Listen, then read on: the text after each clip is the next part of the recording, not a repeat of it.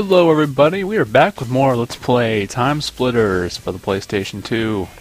Alright, so last time we took on 1935 in Egypt, and now we're going to go ahead 35 years to 1970, and we're going to be in China. So as you can see, I've already beat it on normal, in fact pretty quickly. So I didn't make this clear when I was explaining things about the game, because it's going to be kind of a process if you're not familiar. I'm just going to have to explain things as we go. Each level, and they're all set in different time periods, so characters are... you get 2 characters in the story mode to choose from for each time period, and they're very reflective of that time period. So, I mean, Harry Tipper, look at this guy. He's like 70s man. He's like the poster boy of the 70s. And then you got this chick. I guess she's kind of like the Charlie's Angels chick, I guess. That's kind of how she's standing. But we'll be this guy, Harry Tipper. Oh yeah. Oh yeah. And he's a recurring character in the Timesplitters series. He is in all 3 games. So I'll point that out as we go as far as characters that make appearances in later games. And in later games, the Timesplitters 2 and specifically Timesplitters Feature Perfect like to make references back to the earlier games, and this one especially. As I mentioned before, the Chinese level is my favorite level. One reason? The music is amazing. Now I've played this level, this story mode level, a bunch of times. The only time that this is a story mode level, though, is in this game. It only makes it reappears as a playable arcade level in both Timesplitters 2 and Future Perfect, which is amazing because it's my favorite level. As you can see, I'm just kind of spraying around here. Honestly, that's like the easiest thing to do. Oh, whoa. There's a health pack here, but I do not like to grab it until after I've fought these people. Stop switching! I should probably turn the auto switch off. Also, long ranging with an Uzi is not always the best idea, but I found that in short bursts you can deal some damage. This guy right here. Oh wow, I've surprisingly survived. It looks like somebody's throwing grenades. Ammo's not really a big issue to me. Oh gosh, there's a nade guy, so gotta watch out for the nade guy. There's so many of them. Okay, I'm not gonna long range with a shotgun, but a long range with a Uzi. I guess that. Oh gosh, grenade! Whew. You know, that's one of the worst feelings in the world. Just a grenade bouncing in your face. That's not a pleasant feeling. That's not something I want to experience in my life. Crouching is also a very good thing to do, because you get very low. Watch out, these guys.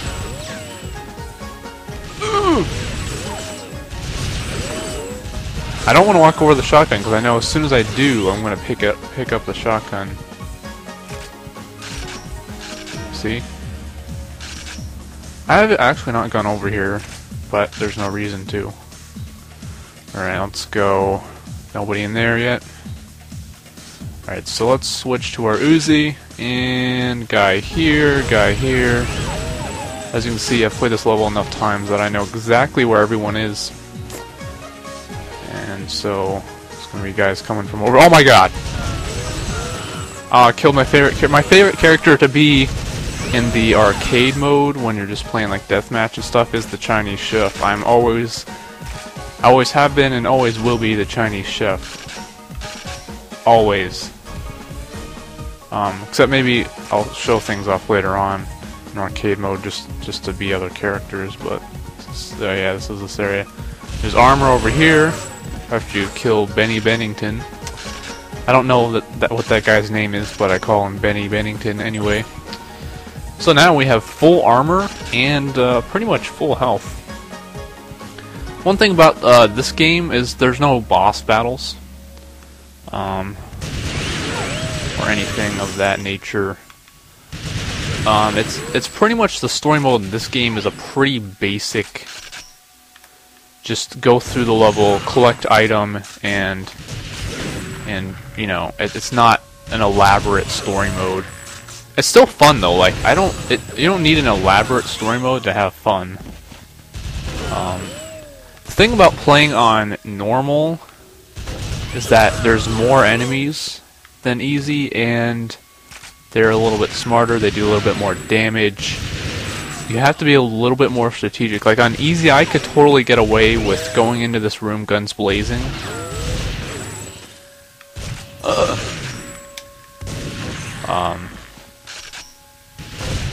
But I mean, you just can't do that without taking so much damage.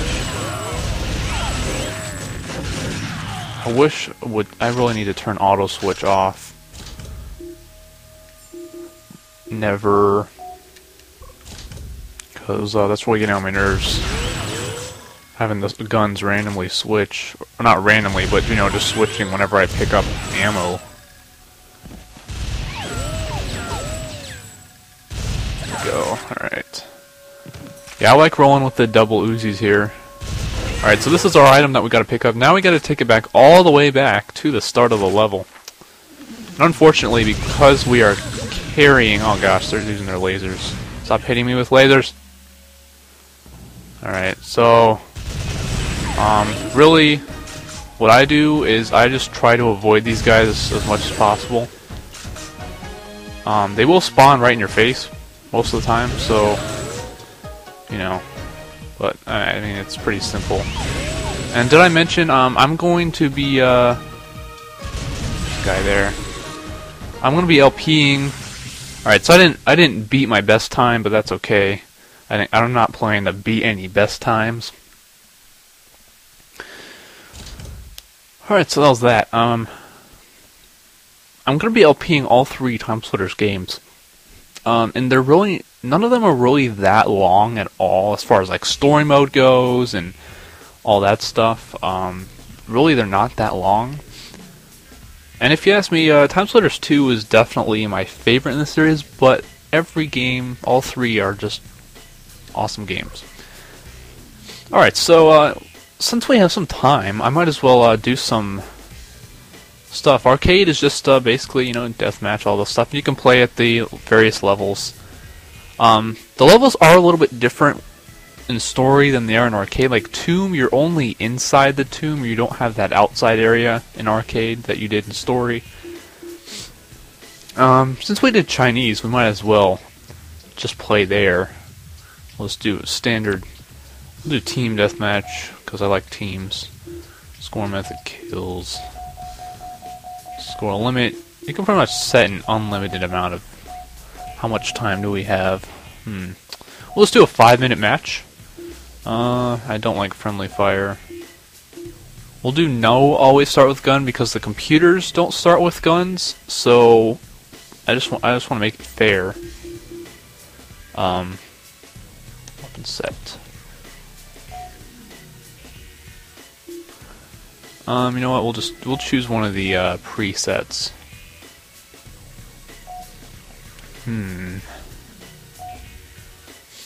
Let's see. Which one do I want? Oh man, it's not a lot of presets. We'll just do default. And then turn on these guys. Blue, red, red, red. There we go. 5 against 5. I'll be on the blue team. Alright, so let's find our chef. And you have to unlock characters as you go. When you start out, there won't be a lot to choose from, but you'll unlock more and more. Like, you beat the tomb level, you get this guy. If you beat the Chinese level, you get this guy. If you beat the next level that's after Chinese, you get this guy. So, unlockables are pretty good. And once you beat story mode levels, you'll unlock more arcade levels and all that good stuff. So, And it's kind of always like that in the Timesplitters series. Lots of unlockables, which is great. I love unlocking things in games like this, and it's just fun. Adds a new aspect to the game. Loading screens in this game are kind of longish, but I mean, this was back when, back in the day. Early PS2 games had longer loading times. Alright, so I don't have a weapon except for my fists. Ah, but now I has the rocket launcher. And let me see. Ah ha ha ha, cultist. You got owned. What the heck? What the heck? I don't really like the rocket launcher in this game. As you can see, that door there was closed in story mode. It's open here to go through the kitchen. And yeah, when this level makes its reappearance in later games, it is the exact this exact level. It doesn't change. Oh frick. Okay, it's not changing. Okay, now I need it to change weapons because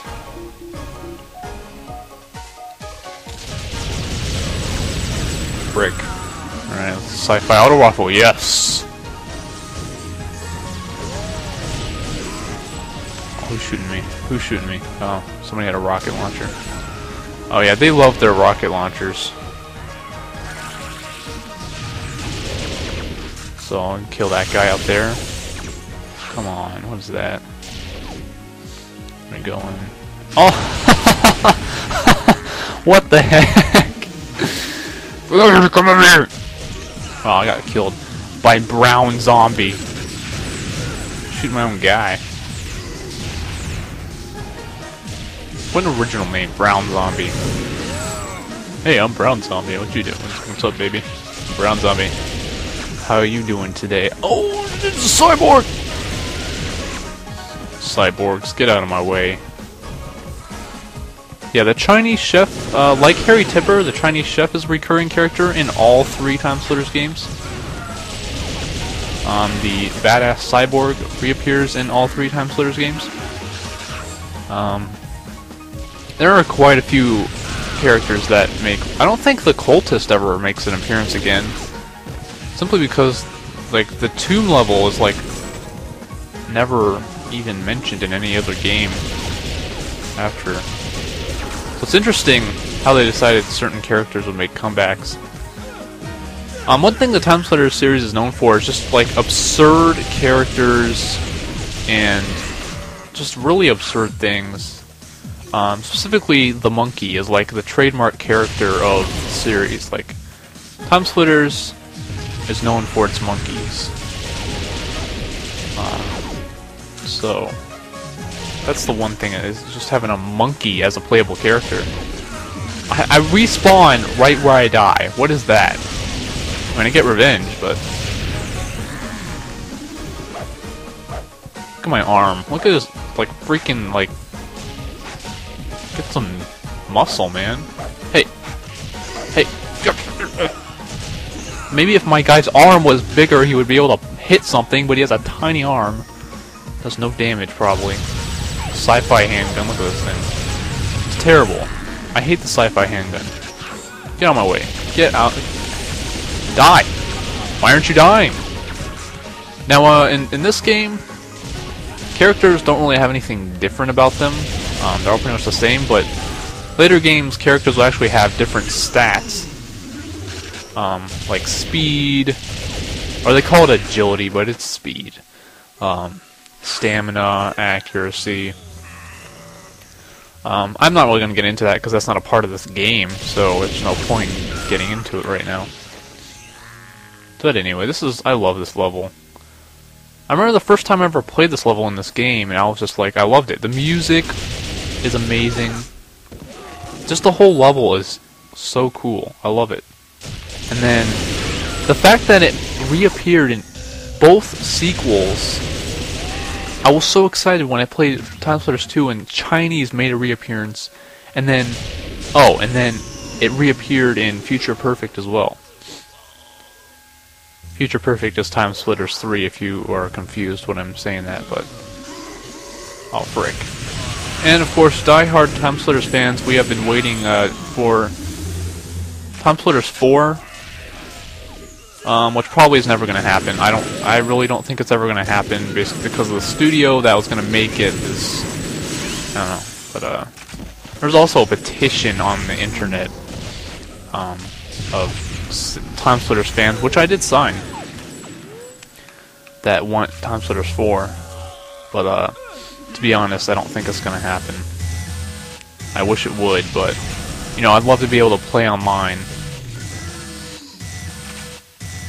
Alright, that's going to be the end of the match. We destroyed that team.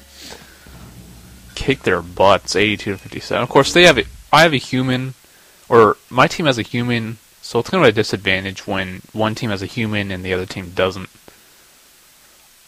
I probably should have made it like 6-on-4 to give them a little bit more edge, because it was too easy. Whatever, I don't care. Alright, well, that was this part of Timesplitters, or Let's Play Timesplitters. So next time, what are we going to do next time on the story? We're going to do the 2005, which is actually no longer in the future. When this game was made, it was in the future, but it's in the past now, so it's kind of funny. 2005 Cyberden, and we'll see how that goes. And I'm Jammer1031. I'll see you guys around next time.